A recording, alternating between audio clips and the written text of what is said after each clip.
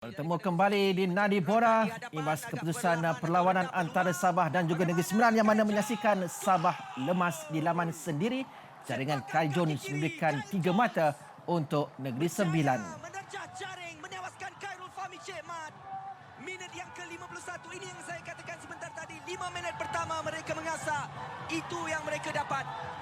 Gol jaringan Khair Jones. Sepakan Ahmad Kuzaimi. Tiada seorang pun pertahanan Sabah percaya. Masih lagi berada di Borneo untuk aksi di antara Sarawak United dan juga Kedah yang mana menyaksikan Lee Chang Hun mengusir sepakan percuma pada minit keempat untuk Sarawak United menguji pintu gol Kedah, dan kemudiannya Amir Azhar dengan tandukan lemah pada minit yang ke-15 bagi pasukan pelawat diikuti dengan Desi Marcel di mana percubaannya juga tersasar. Minit ke-17 akhirnya Kedah berjaya untuk membuka tirai jaringan menerusi pemain penyerang baru mereka Ronald Ngah yang mengambil kesempatan ke atas pintu gol yang sudah pun terbuka.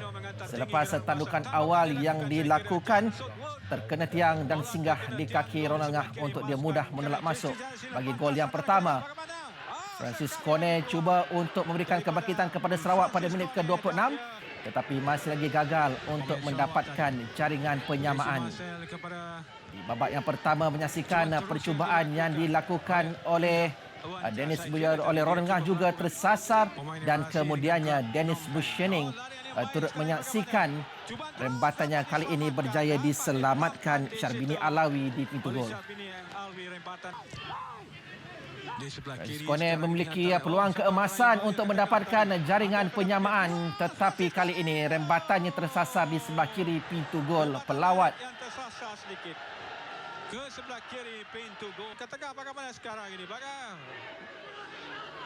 Itu juga dengan satu lagi percubaan di penghujung aksi separuh masa yang pertama dengan menyaksikan Lee Chang Hun rembatannya tersasar di sebelah kanan.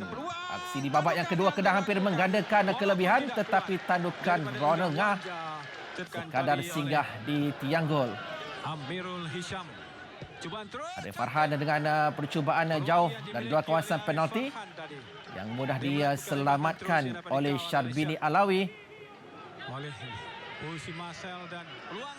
Keberterusan daripada Sarawak United untuk mendapatkan jaringan penyamaan mereka. Tapi tandukan Uci Akbar juga tidak mampu untuk memberikan gol yang dicari-cari oleh tuan rumah. Begitu juga dengan satu lagi peluang yang dimiliki apabila peluang keemasan dilepaskan pada minit ke-87 menerusi percubaan yang dilakukan oleh Abdul Rahim Razak dan diikuti Boris Kok yang sekadar tinggi, yang sekadar terkena palang gol. Jadi banyak aksi untuk pertemuan di antara Sarawak United dan juga Kedah, tetapi apapun Kedah Darul Aman yang pulang dengan 3 mata. Okey, sebagai pasukan pelawat dapat 3 mata dekat Sarawak United ni saya rasa satu permulaan baik untuk Aidil. Tapi yang lebih memeritkan ni sebenarnya kita dapat lihat tadi all the way peluang, chances ataupun attacking third yang banyak daripada pasukan Sarawak United tapi tak menjaringkan gol saja. So saya rasa ini salah satu ada permulaan masalah untuk pasukan Sarawak United.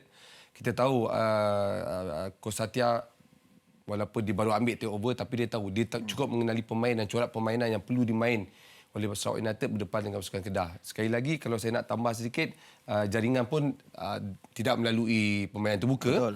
Set piece. Melalui set piece. So saya kat sini perlawanan ini saya anggap adil 50-50 terbaik, tapi kelebihan peluang ada pada pasukan Sarawak, tidak menyayangkan gol, merugikan mereka. Okey, bercakap tentang jaringan yang terhasil. Satu-satunya gol dalam perlawanan ini Ronald Ngah pada minit yang ke-17. Set piece, sepakan percuma. Mungkin pembacaan bola yang tersilap menerusi Syarbini Alawi. Kebiasaannya apabila penyangga gol keluar, dia perlu mendapatkan bola ini. Ya, saya setuju Wan. Cukup jelas. Kita boleh bukan menyalahkan tetapi kita tahu kesilapan yang dilakukan oleh Syarbini Alawi. Walaupun sebenarnya bola tersebut dia perlu keluar untuk mendapatkan sebagai penjaga gol yang advantage. Tetapi bola tersebut daripada Sazwan Zainul tu saya anggap baik kerana di antara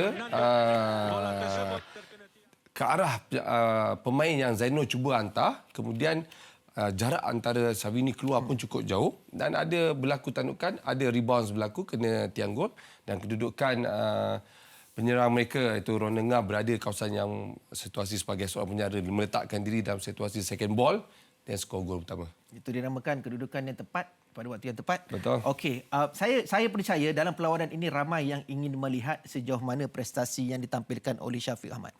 Alright. Anda sendiri kita kerana untuk Syafiq Ahmad dia antara harapan bukan saja Kedah tetapi Malaysia untuk skuad kebangsaan kerana kita ketanusan penyerang-penyerang tempatan. Tapi ini adalah peluang di mana Syafiq perlu menggunakan kesempatan yang ada untuk menonjolkan dirinya dengan kemampuan yang dimilikinya.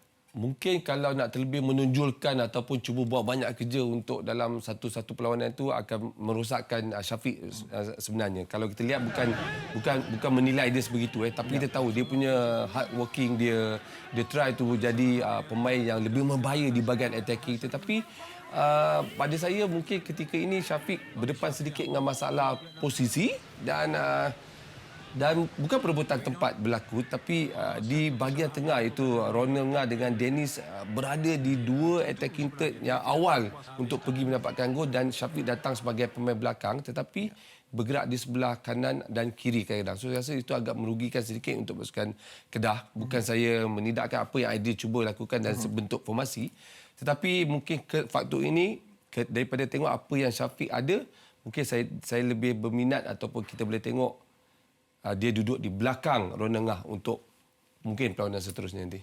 Okey. Francis Kone, pemain yang sebenarnya tidak asing lagi di dalam kancah saingan bola sepak kita, bermain untuk bersama dengan Kuala Lumpur, bersama dengan Negeri Sembilan dan hari ini musim ini bersama dengan Sarawak United. Tetapi dalam perlawanan ini beberapa peluang dilepaskan oleh Francis Kone. Anda melihat mungkin terlalu awal untuk mengatakan sejauh mana sumbangan yang akan diberikan sepanjang musim ini untuk Sarawak United, tapi sepanjang 90 minit aksi berdepan dengan Kedah. Ada impak, ada step pergerakan Sarawak United sampai dia ada dekat di box area scoring ataupun di kawasan tengah. Itu area kedua-dua penyerang ini beraksi untuk mendapatkan gol. Kita dapat lihat gandingan dengan Ucik Akbar, ada peluang, ada gerakan, ada receive bola di bahagian attacking tapi masih lagi sebenarnya kalau kita lihat ini situasi yang sepatutnya jaringan boleh berlaku daripada Perancis tapi tapping yang kurang tepat dan saya rasa anggap ini salah satu sedikit faktor nasib yang tidak menyamai untuk Perancis. Okey. Itu aksi pertemuan di antara Sarawak United dan juga Kedah Darul Aman. Tiga mata dibawa pulang oleh sang kenari untuk terbang ke bumi Darul Aman dalam perlawanan yang pertama ini. Baik, kita akan berehat sekali lagi dan selepas ini kita akan meninjau pula aksi di antara juara bertahan Johor Darul Takzim berdepan dengan Penang. Kembali semula selepas ini.